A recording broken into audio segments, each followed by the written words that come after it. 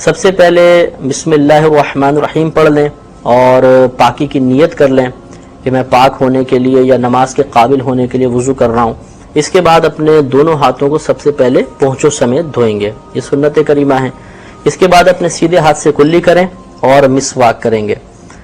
اس کے بعد ناک میں پانی چڑھانا، یعنی پہلے آپ نے کلی ایک دفعہ کر لی، مسواک کر لی، پھر 2 مرتبہ مزید کلی کریں تو 3 مرتبہ کلی کرنا سنت کریمہ ہے. اور ساتھ ساتھ اس کے غرغرہ بھی کر لیں.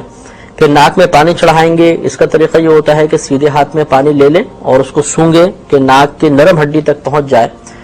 اور اس کے بعد ناک کی صفائی وغیرہ کرنا بھی سنت مبارکہ مستحب ہے. اچھا مفتی صاحب، ذرا سا قطع کلام ہوتا ہے، جو ناک میں پانی چڑھانے کا آپ نے معاملہ بتایا، عموماً لوگ کرتے یہ ہیں کہ پانی ہاتھ میں لے کے اس طرح سے جو ہے وہ ناک میں ڈال لیا کرتے ہیں، اور یہ جو چھوٹی جو انگلی ہے اس کو جو ہے باقاعدہ اس سے خلال کر لیا کر لیں. تو کیا یہ طریقہ کار صحیح ہے؟ ہاں صحیح ہے، لیکن یہ صرف اس طرح ناک میں لگا کے چھوڑ دینا یہ مناسب نہیں ہوتا. یہاں پہ لفظ استعمال ہوا ہے استنشاق. استنشاق کا مطلب ہوتا ہے کہ سانس کے ذریعے ناک میں کسی شے کو اوپر چڑھانا. تو اس سے لفظ ہی ظاہر ہو رہا ہے کہ ہاتھ میں پانی لینے کے بعد اس کو تھوڑا سا سونگیں تاکہ وہ اوپر کو چڑھ جائے، لیکن اتنا نہ سونگیں کہ دماغ کے اندر چلا جائے. تو تھوڑا سا اس کو مجھے یہی خدشہ تھا اصل میں سونگنے سے کہ وہ دماغ میں جو ہے وہ جانے کا اتنا پریشر کے ساتھ اس کو نہ کھینچیں کہ اوپر تک چڑھ جائے. تو یہاں نرم ہڈی تک کم از کم پہنچانا ضروری ہوتا ہے. ضرور سے مراد ہے کہ سنت تب پوری ہوگی. اور اس کے یہ جیسے آپ نے ارشاد فرمایا کہ الٹے ہاتھ کی چھوٹی انگلی سے پھر ناک کی صفائی کریں. اگر ناک میں کچھ نہیں بھی ہے تب بھی خلال کرنا، ناک میں ڈالنا یہ مستحب ہوتا ہے. اس کے بعد چہرہ دھونے کی باری آتی ہے تو سب سے پہلے چہرے کی مقدار یہ ذہن میں رکھنی چاہیے کہ جہاں یہ عادتاً بال جمتے ہیں یہاں سے لے کر یہ جو تھوڑی کا بالکل نیچے حصہ ہے، ایک تو یہ گردن سے یہاں تک کا حصہ ہے، گردن تک نہیں، صرف یہ جہاں دانت جمتے ہیں اوپر والے اس کا یہ حصہ، اور ایک کان کے لو سے دوسری کان کے لو تک، یہ پورا ہمارا چہرہ ہے. اور جیسے ابھی اس پر ہماری گفتگو ہوئی ہے کہ چہرے کا دھونا فرض ہے، لہذا پورے چہرے پر پانی بہایا جائے گا. اگر کسی مقام کا مسح ہوا تو ہمارا چہرہ دھلنا نہیں کہلائے گا. اب ہوتا یہ ہے کہ عوام الناس پانی لیتی ہے اور اس کو یہاں پہ لا کے آنکھوں کے پاس چھوڑتے ہیں تو پانی نیچے چلا جاتا ہے، حالانکہ چہرے کی مقدار بال جمنے کی جگہ سے تھی.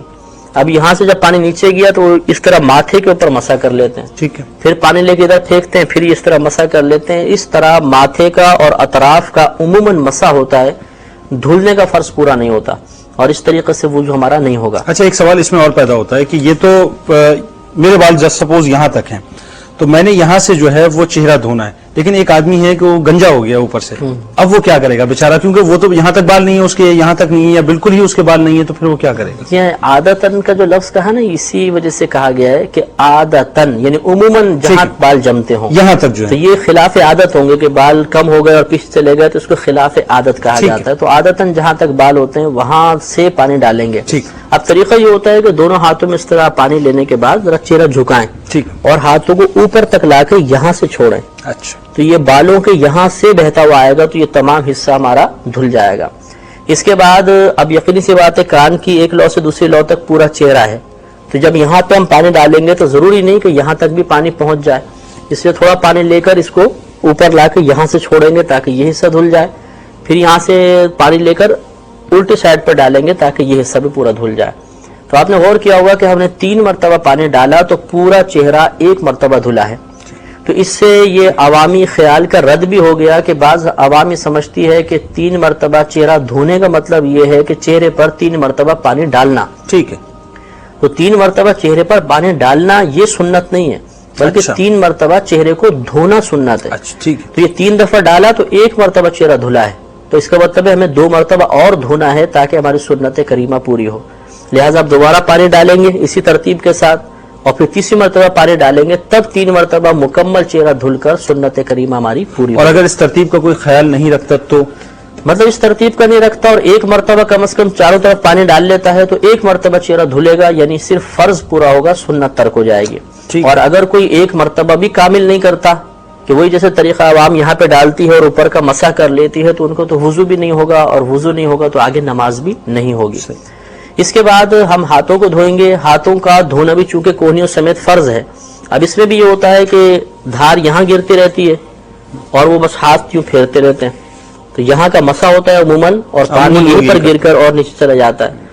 تو اس لیے بہتر طریقہ یہ ہوتا ہے کہ دھار جیسے یہاں پر گر رہی ہے تو ہاتھ کو اس طرح پیچھے لے جائیں पूरे यहाँ तक, ताकि पूरे उस पर पानी बह जाए। इसके बाद इस तरह करें, यहाँ धार गिराएं और पूरा यहाँ तक ले जाएं, ताकि ये मुकम्मल तौर पे हाथ हमारा धुल जाए।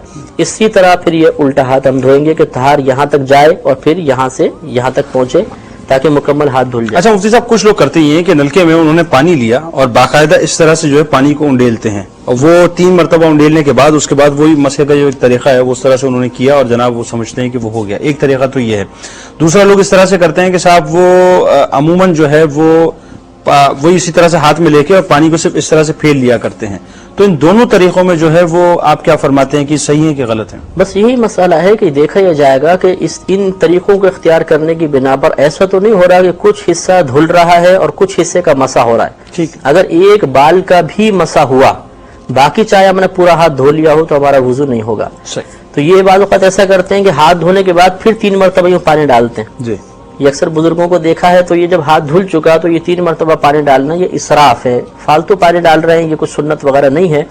और जिस तरह आपने इरशाद फरमाया कि बाद इब्तिदा में इस तरह धोते हैं कि यूं पानी लिया और इस तरह हाथ में यूं डाला, तो अभी पानी देखें जब यूं आएगा तो ये सामने के हिस्से पे गिरेगा, इस हिस्से पे पानी नहीं आएगा।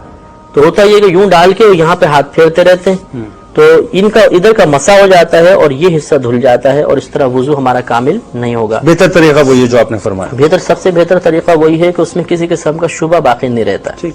इसके बाद सर का मसाह करना होगा। सर के मसाह का मुस्तहब तरीका ये होता है कि ये दोनों हाथों की आखिर की जो 3 उंगलियां हैं, पहले थोड़ा पानी इसमें ले लें, लेने के बाद दोनों हाथों को गीला कर लें। इसके बाद ये आखिर की जो 3 उंगलियां इसको मिलाकर ये बाल जहां से इब्तिदा होती है वहां रखें और इस तरह रगड़ते हुए पीछे तक ले जाएं। जब इसको पीछे लेकर जाएंगे तो सिर्फ ये वाली सीधे हाथ की 3 उंगलियों का पेट और उल्टे हाथ की 3 उंगलियों का पेट लगना चाहिए। शहादत की उंगली, अंगूठा और हथेली ये बिल्कुल टच ना हो। पीछे ले जाने के बाद अब ये हाथ इससे यूं ले आए तो इसको खोल दें। अब साइड में रगड़ते हुए लेकर आएंगे और इसमें फकत हथेली यूज होगी। अच्छा। शहादत की उंगली और अंगूठा इस्तेमाल नहीं होना चाहिए। आप आगे ले आए। इसके बाद अब ये अंगूठा और उंगली रह गए। उंगली से कानों के अंदर का मसा करेंगे, अंगूठे से कान के बाहर का मसा करेंगे। अब हाथ की पुश्त रह गई, हाथ की पुश्त से गर्दन का मसा किया जाएगा। अच्छा। इसमें बाद लोग आगे से पीछे से आगे की तरफ लेकर आते हैं, ये भी तरीका सही है, लेकिन इसमें मसला ये होता है कि गले का मसाह करना मकरूह है।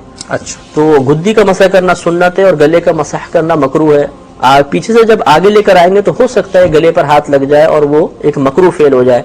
इसलिए बेहतर ये कि यहाँ पर हाथ रखें और पीछे ले जाएं, यहाँ पे हाथ रख के पीछे ले जाएं, तो गले की जो कराहत है मसा करने की वो बिल्कुल लाजिम नहीं आएगी। अच्छा, इसमें एक और मसला ये होता है, अमूमन लोगों को देखा कि साहब वजू करते हुए जो है वो जनाब पानी लेते हैं हाथ में और उसको यूं ऐसे फेंक के फिर उसके बाद वो चूम के जो है फिर वो शुरू करते हैं। तो ये चूमना क्या है? जी हाँ, ये खिलाफ सुन्नत तरीका है। कोई चूमना यहाँ पे मुस्तहब नहीं है, ना कोई सुन्नत से मनकूल है। ये गलत तरीका है। बस इसी तरह करना चाहिए कि हाथ में लिया, दोनों हाथ में तरीम आ गई तो इसके बाद सर का बराह रास्त मसा करना होगा। चूमना मुनासिब नहीं है। ठीक। इसके बाद पैरों की बारी आएगी। पैरों के अंदर भी होता है, अमूमन के ऊपर से नलका खोल देते हैं और सिर्फ उंगली पर पानी गिर रहा होता है, बाकी पूरे पाँव पे हाथ फेरते हैं और नीचे भी इस तरीके से हाथ फेर लेते हैं। हालांकि अगर पाँव को देखा जाए तो नीचे का जो हिस्सा है इसमें गढ़ा होता है, अमूमन उठा हुआ होता है पाँव। तो अब ऊपर से आप पानी डालेंगे तो ऐसा नहीं है कि यूं पानी नीचे जाके और फिर इस तरह मिल जाए, बल्कि वो सीधा गिरेगा और ये गढ़ा अमूमन खुश्क रह जाता है। इस पे हम खाली गीला हाथ फेर कर मसाह कर लेते हैं, तो इससे हमारा वुजू मुकम्मल नहीं होगा। लिहाजा इसका तरीका भी ये है कि उंगलियां धोकर फिर पूरे धार इस तरह गिरा के आगे तक लेकर आए, फिर नीचे के तलवे के ऊपर यहाँ धार गिराए और पूरा इस तरह लेकर जाए ताकि हर हिस्से के ऊपर से पानी बह जाए। इसी तरह पहले सीधा, इसके बाद उल्टा पैर भी इसी। व्यूअर्स, अगर वीडियो पसंद आई है तो लाइक कीजिए और चैनल को सब्सक्राइब नहीं किया तो सब्सक्राइब करके बेल आइकॉन जरूर प्रेस कीजिए ताकि हर वीडियो की नोटिफिकेशन अब तक पहुंच सके।